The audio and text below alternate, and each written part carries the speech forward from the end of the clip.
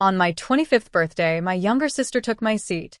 My mom said, "Let her have her moment. You've had enough." I stayed quiet, closed my door that night, and never opened it again.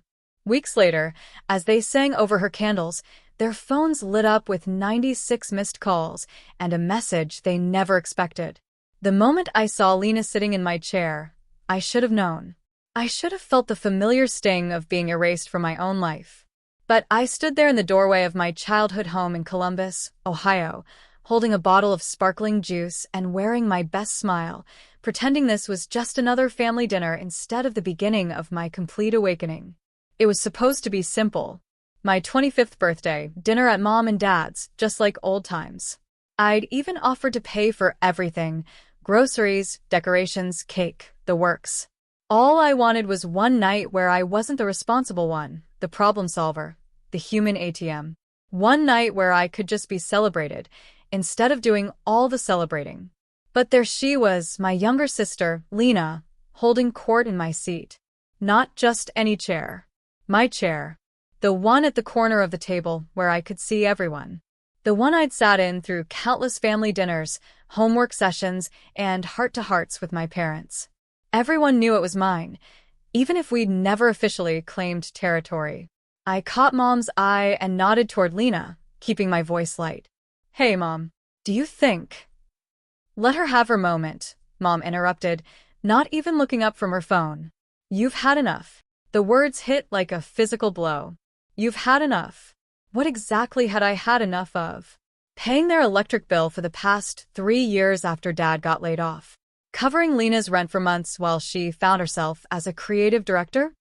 Working 60-hour weeks so I could afford to be everyone's safety net? I swallowed the questions and took a seat at the far end of the table, watching my own birthday party unfold around someone else. My girlfriend Maya squeezed my hand under the table, her way of saying she saw it too. She'd been warning me for months, gently pointing out how my family took my generosity for granted while treating Lena like visiting royalty. But family is family, right? You don't abandon people just because they need more than they give. Lena was in rare form that night, regaling everyone with stories about her latest project, something vague about branding and authentic energy. Anyone who really knew her understood this was code for unemployed with good Instagram lighting. But the family ate it up. They always did. "It's so refreshing to work with authentic brands," Lena said, waving her drink. "Not like some people who think you can just buy your way to happiness." She looked directly at me, and a few relatives actually chuckled. I felt Maya tense beside me, but I just smiled and took another sip. What was I supposed to say? That I'd been funding her authentic lifestyle while she threw passive-aggressive grenades at dinner? The worst part came when they brought out my cake, chocolate-layered, exactly how I loved it, the one I'd ordered and I'd paid for. Lena's face lit up like Christmas morning. "Oh my God, can I blow out the candles?" she asked, already standing. "Just for fun." Mom beamed. "That's actually perfect. Lena always brings such good energy to celebrations. It's like our new tradition." I sat there, watching my sister blow out the candles on my birthday cake, surrounded by family who thought this was charming instead of completely insane. The absurdity hit me like a wave. I was literally watching someone else live my life, while everyone applauded. That's when something inside me just clicked off. I stood up calmly, pushed my chair back, and walked upstairs to my old bedroom. I could hear the confused murmur behind me. Someone asking if I was okay. But I didn't turn around. I just kept walking. Maya found me a few minutes later, car keys already in her hand. "Ready to go?" she asked quietly. I nodded. We left through the back door. The drive home was silent, but not the uncomfortable kind. It was the silence of two people who had just witnessed something so fundamentally wrong that words felt inadequate. Maya held my hand while I drove, and for the first time in years, I felt like someone was actually on my team. My phone buzzed constantly. Texts from relatives who'd finally noticed something was off. A few confused messages from cousins. Even Uncle Paul said he'd left early because that whole thing felt twisted. But nothing from Lena. Nothing from my parents. For 2 days, radio silence. Then Wednesday came. Mom texted, Hope you're okay. Love you. I stared at that heart emoji. Such a casual little symbol after the most humiliating night of my life. No acknowledgement. No apology. Just hope you're okay.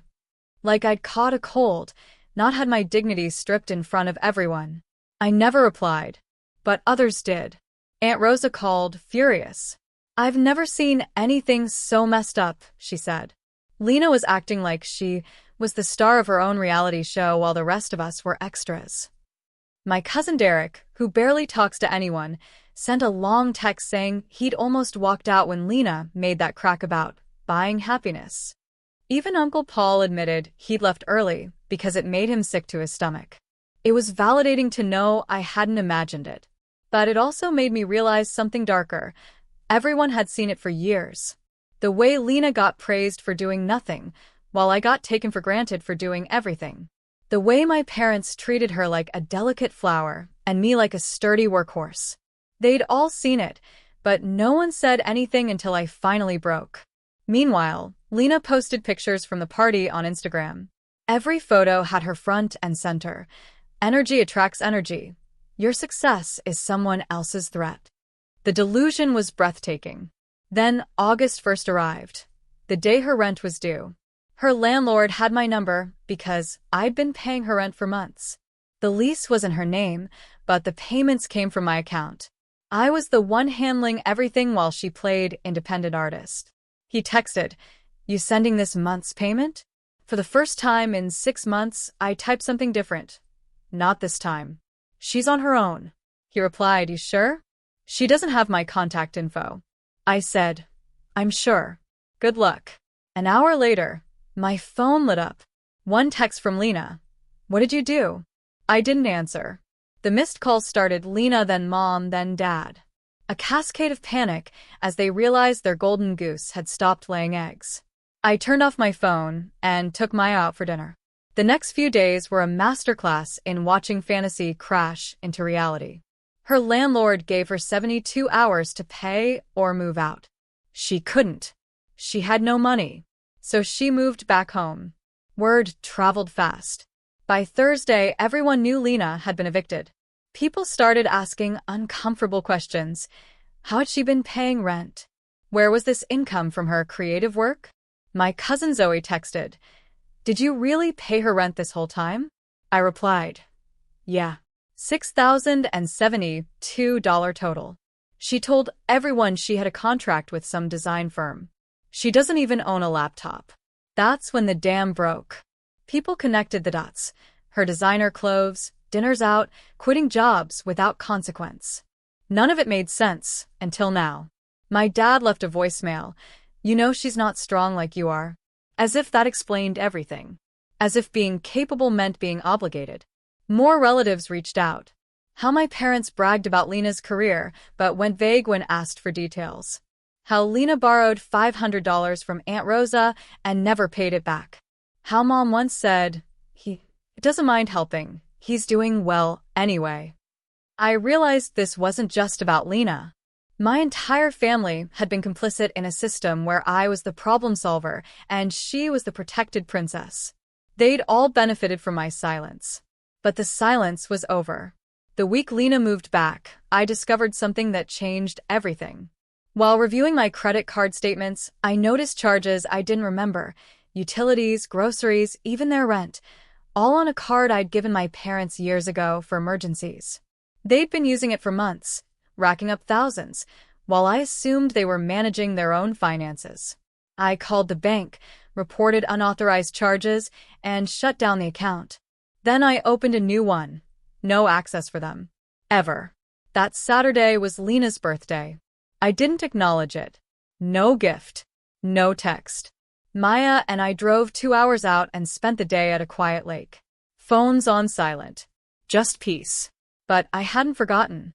Around 10 p.m., I checked my phone. 46 missed calls. Earlier that morning, I'd scheduled a message to go out to the family group chat. Just a link. No warning. The link led to a simple website I built, a timeline of every rent payment I'd made for Lena, receipts, Zelle screenshots totaling $6,072. email confirmations from her landlord, saved texts where she promised to pay me back when things took off. But the real bombshell was an audio clip from last year. I'd accidentally recorded a call where Lena bragged to a friend about a fake job offer, client portfolios, branding deals, while literally selling used clothes online. At the time, it was background noise. Now, evidence. According to Maya's cousin, who was at the party, the reaction was immediate. They were about to light Lena's candles when everyone's phones buzzed. The room went from celebration to silence. Lena asked what was wrong. Dad told everyone to put their phones away. Mom said, "Don't overreact. He's just upset." But you can't unring that bell. Aunt Rosa left. Derek walked out laughing. Uncle Paul confronted Lena. "Is any of this real?" She couldn't answer. The whole thing was a fantasy, funded by my bank account, protected by my silence. But I wasn't done. The website had analytics. About 20 minutes after the party, someone using Dad's email logged into my old credit portal. That's how I discovered they'd been using my name to cover their rent for 4 months. Nearly $4,000 I never authorized. The emergency card had become their primary funding source. The next morning, I called the bank again. Fraud charges, account closure, credit freeze. Every dollar went into a new lockdown account. That evening, I sent one final message. "You let her blow out my candles. Now watch what happens when I blow out the lights. I'm not your foundation. I'm not your fallback. This was never love. It was convenience. I'm done pretending. Don't call.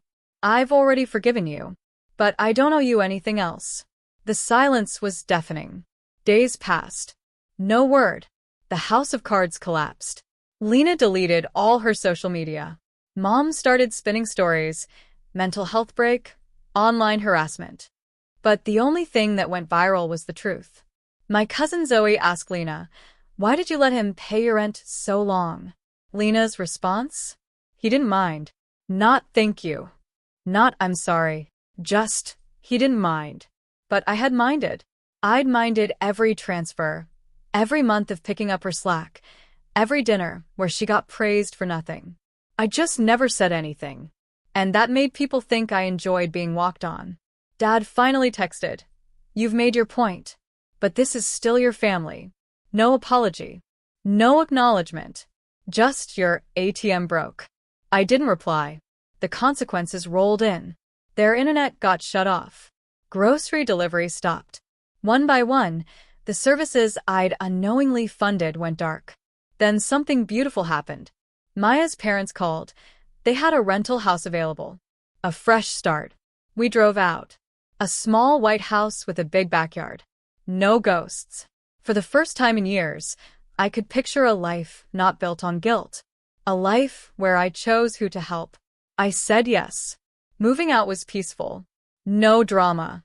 Just quiet packing and a clean exit. By month's end, we were gone. New address. New number. Fresh start. Back at my parents' house, reality set in. Lena was unemployed and now radioactive. Mom took out a predatory loan. The whole system crumbled. I knew because Aunt Rosa warned me, thinking I'd want to help again. But I didn't. I was already gone. The new house felt like breathing again. No one needed anything from me. No guilt. No obligation. Just peace. Maya flourished.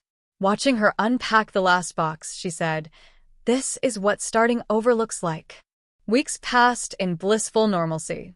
Work, sleep, dinner, books. I didn't check the group chat. Then Mom showed up at my office. I don't know how she found me. She started with small talk, then said, "We miss you." I waited for the real talk. She talked about Lena trying now, sending out resumes. Then pulled out an envelope, $6,000 inside. "We took out a loan," she said. "We want to make this right." I stared at the check, then handed it back. "You don't want it?" No, I told her this wasn't about money. It was about watching someone steal my moment and choosing to applaud. About using me as a lifeline while treating me like a backup plan. Then I said something that surprised even me. "I forgive you." Not because she asked, but because I needed to let go. I didn't need their apology to move on. I just needed to mean it when I said, "I'm done." She nodded. Okay. That was the last time I saw her. Lena left a voicemail. Got a part-time job at a gym. I didn't call back. I don't hate her. I just don't recognize her anymore. Sometimes the only way to heal is to let people become strangers. As for my parents, they stopped trying. The money stopped. The card was gone. I wasn't their safety net. I was just Jack, a guy who asked for a seat at his own birthday dinner and walked away when it was given to someone else. Looking back, I don't feel angry. I feel free. The cycle ended the day I walked out. The peace began the day I decided not to go back. I learned something important. Love isn't supposed to feel like debt. Real family doesn't keep score. I spent years thinking I was generous. I was really just enabling a system that kept everyone comfortable, except me. The moment I stopped, it collapsed. That tells you everything. These days, Maya and I are building something different, based on mutual respect, not convenience. When we help each other, it's because we want to. I still get the occasional text, "Time to reconcile?" But I've already thought about it. For years. While I was funding Lena's fantasy. The difference now? I'm thinking about my life. And it's pretty good. Sometimes, I wonder what would have happened if I'd stayed. If I'd let Lena blow out my candles and kept paying. But then I look around this house, our house, and I know I made the right choice. The best birthday gift I ever gave myself? The courage to walk away from people who thought my value was measured by what I could provide, not who I was. It took 25 years. But I finally learned the difference between being loved and being used. And I'm never going back. If this story moved you, if you've ever been used by family, hit the like button, subscribe, and share this with someone who needs to hear it. Let me know in the comments. Have you ever had to walk away to save yourself? Where are you watching from? Thank you for listening. And remember, never let anyone take your seat and expect you to smile about it.